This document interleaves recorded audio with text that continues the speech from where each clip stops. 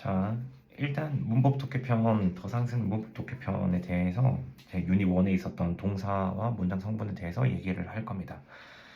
간략하게 문법들에 대해서 정리할 거고 그 문법 포인트에 대해서 어떻게 적용될 수 있는지에 대해서 설명을 드리고 그리고 가장 쉽게 이해가 될 수 있도록 설명을 드릴 테니까 문법은 간략하게 5분에서 10분 혹은 좀 길어도 15분 정도로 정리하고 넘어갈 예정입니다. 그래서 일단 제일 첫 번째 자동사와 타동사에 대해서 얘기를 했는데 여기서 가장 중요한 포인트가 목적어에 대한 유무가 필요하냐 안 하냐 이 포인트가 가장 중요한 거거든요.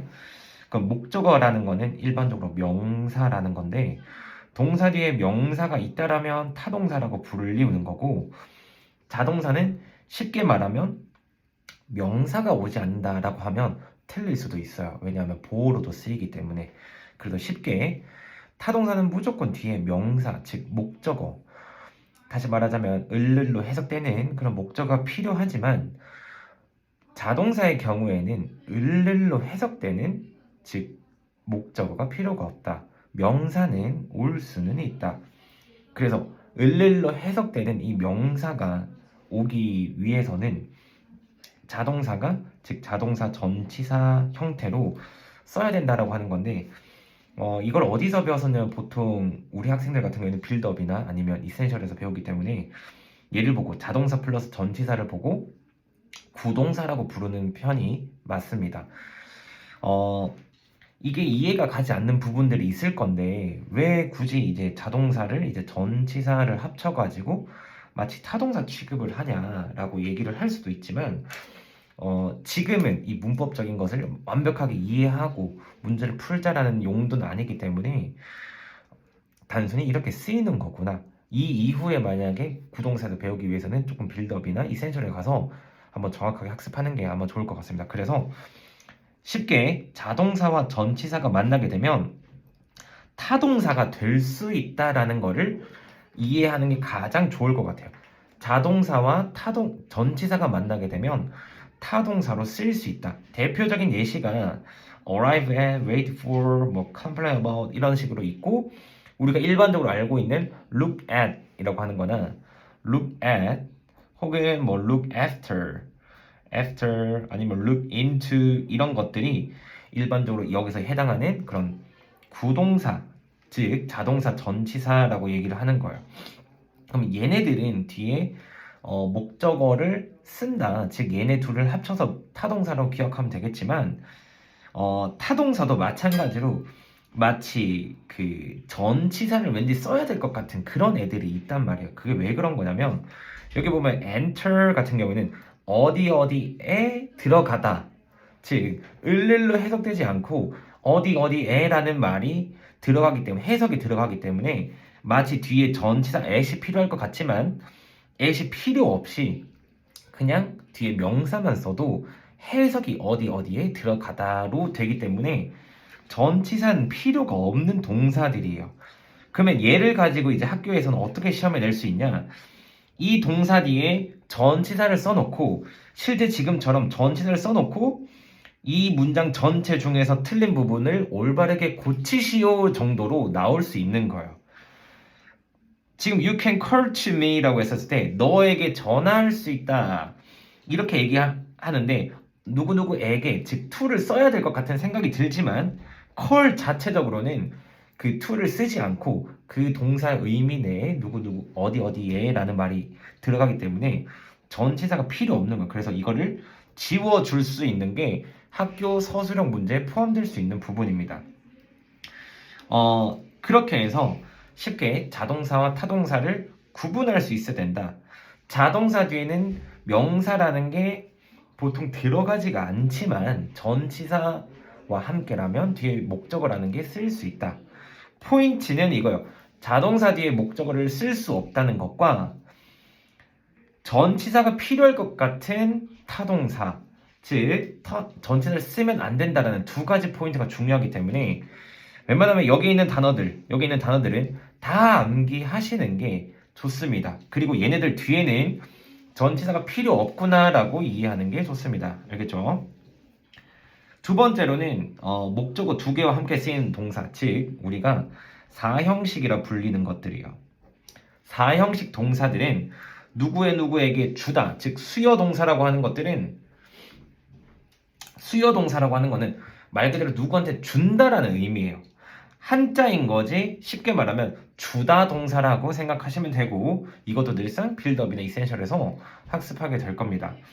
그러면 수요 동사라고 하는 것들은 간접 목적어가 하나, 직접 목적어 둘, 즉 명사라는 게 목적어라는 게 두 개 필요한 거고 이렇게 쓰이는 주된 동사들은 여기에 있습니다.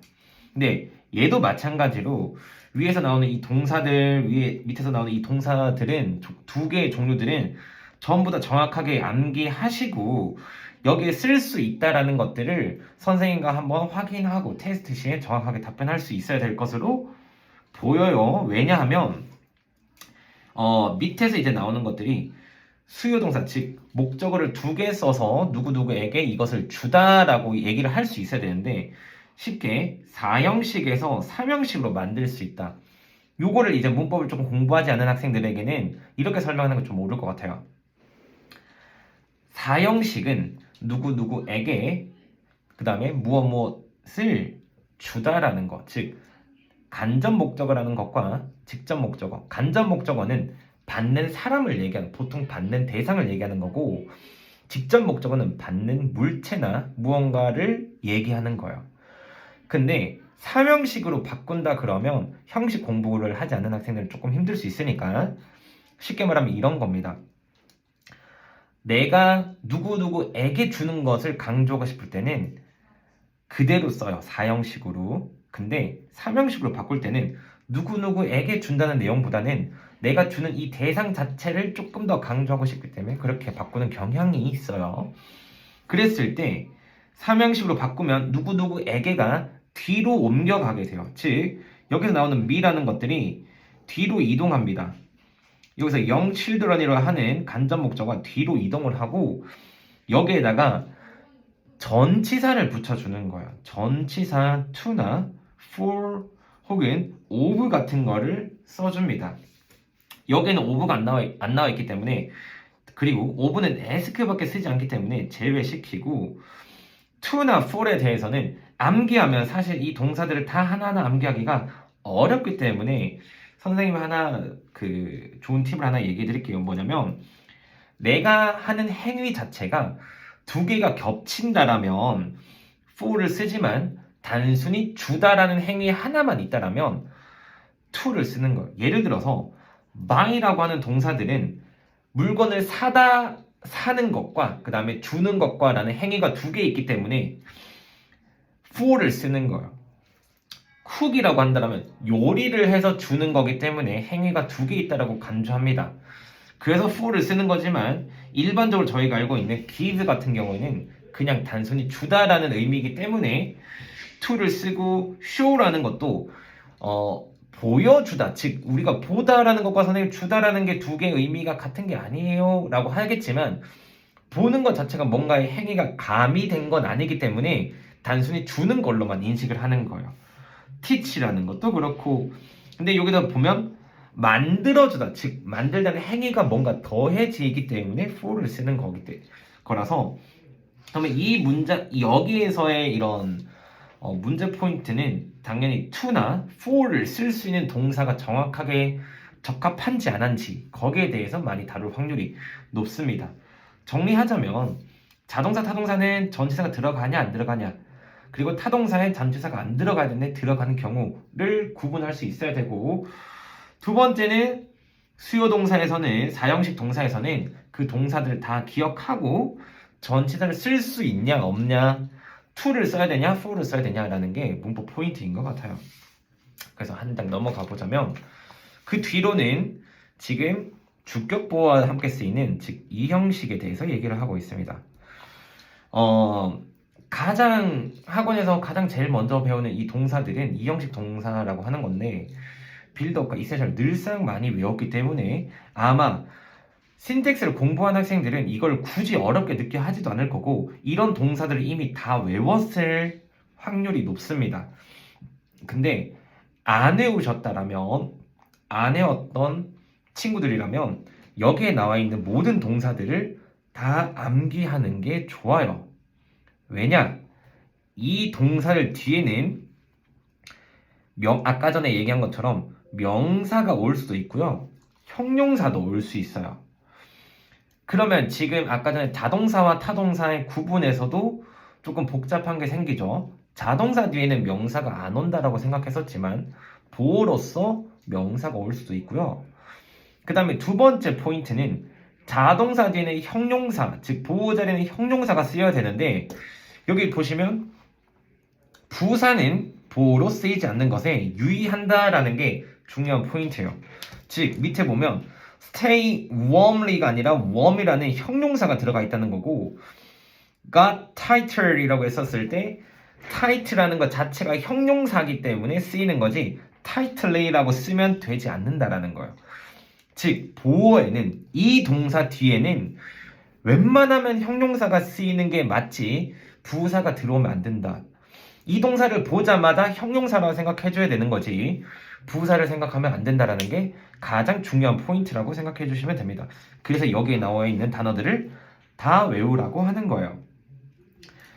2형식과 3형식, 아까 전에 자동사와 타동사는 보통 1형식과 3형식, 수요동사는 4형식, 주격 보호를 쓰이는 동사는 2형식, 그리고 마지막으로는 목적격 보호라면 우리 5형식이라고 하는 건데 이런 질문이 이제 들을 수가 있어요. 선생님 여기에서 나오는 모든 동사들 다 외워야 되나요? 네, 맞습니다. 다 외워야 되고요. 두 번째, 2형식에도 make가 있고 3형식에도 make가 있고 5형식에도 make가 있고 4형식에도 make가 있는데 얘네들은 다 쓰는 건가요? 다 형식마다 의미나 형태가 다르기 때문에 특히나 유의해서 봐야 되겠죠. 자, 5형식에만 쓰이는 단어는 그렇게 어렵지 않을 확률이 있습니다. 근데 3형식이나 4형식이나 5형식에 두루 쓰이는 그런 동사들은 뒤에 나오는 형태에 따라서 달라지기 때문에 봐야 되는 형태나 이런 것들이 정확하게 봐야 되고 실수가 나오거나 문제를 틀릴 확률이 높기 때문에 더 정확하게 암기를 해주셔야 돼요. 그러면 여기서 포인트를 하나 말씀드리자면 명사와 형용사, 투부정사, 동사, 원형, 분사 등이 올 수 있다. 즉 여러 가지 형태들의 목적격 보호 형태가 올 수 있다는 게 포인트고요. 그에 따라서 명사, 형용사를 주로 쓰는 동사들이나 투부정사, 동사 원형들을 취하는 이런 동사들 같은 경우에는 그 해당하는 아이들만 올 수 있기 때문에 조심해야 된다는 거예요. 쉽게 말하면 여기 예문을 한번 볼게요. make 같은 경우는 your teeth weak이라고 하고 형용사가 왔죠. 여기까지는 형용사를 주로 취하는 동사에 make가 있기 때문에 이해할 수는 있을 거예요. 근데 여기에 가보시면 allowed라고 나옵니다. 그 다음에 뒤에 student 목적어 to live라고 하는 게 목적격 보어이기 때문에 얘를 to를 지우고 live를 쓰는 경우 틀린 문장이 되는 거예요. 왜냐? allow 같은 경우에는 투부정사를 주로 취하는 주로가 아니라 취해야만 하는 동사이기 때문에 동사 원형을 써서는 안 되고 ing도 써서는 안 되는 거예요. 여기에서 나오는 것들은 책에는 지금 분사가 얘기를 하고 있겠지만 ing나 pp나 명시적으로 얘기한 게 아니기 때문에 투부정을 쓸 수 있는 거는 얘네들이구나, 동사 원형을 쓸 수 있는 건 얘네들이구나 라고 기억을 해주시는 게 가장 좋습니다. 그러면 팁이라고 치면 이 동사들은, 즉 5형식에 쓰이는 동사들은 동사가 나온 다음에 무조건 목적어가 나오게 되고 뒤에 목적격 보호가 나오기 때문에 어디서부터 어디까지가 목적어인지 확인하고 목적격 보호 자리에 동사 원형이 맞는지 혹은 투부정사가 맞는지 동사를 보고 판단을 해주시면 될 것 같아요. 한 번 더 정리를 해볼게요. 포인트대로 정리해 보겠습니다.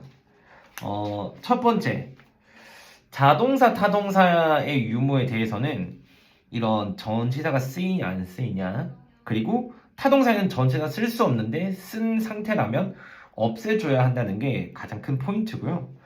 두 번째는 수요동사. 수요동사 같은 경우에는 명사가 2개 나와야 되는 거고, 그리고 삼형식 바꿀 때는 to나 for를 써줘야 된다는 점이 가장 중요한 포인트인 거예요. 주격보호로 쓰이는 동사들은 아까도 얘기했다시피 이 동사들은 명사를 쓰는 경우보다는 오히려 형용사에다가 문제가 출제될 확률이 높고요.